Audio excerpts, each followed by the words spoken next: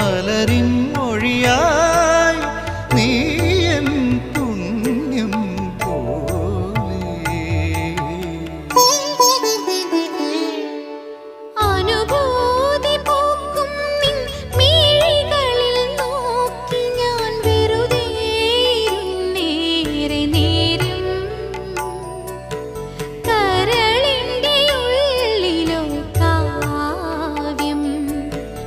അറിയാതെ നീ എൻ്റെ ഹൃദയമാം വേണു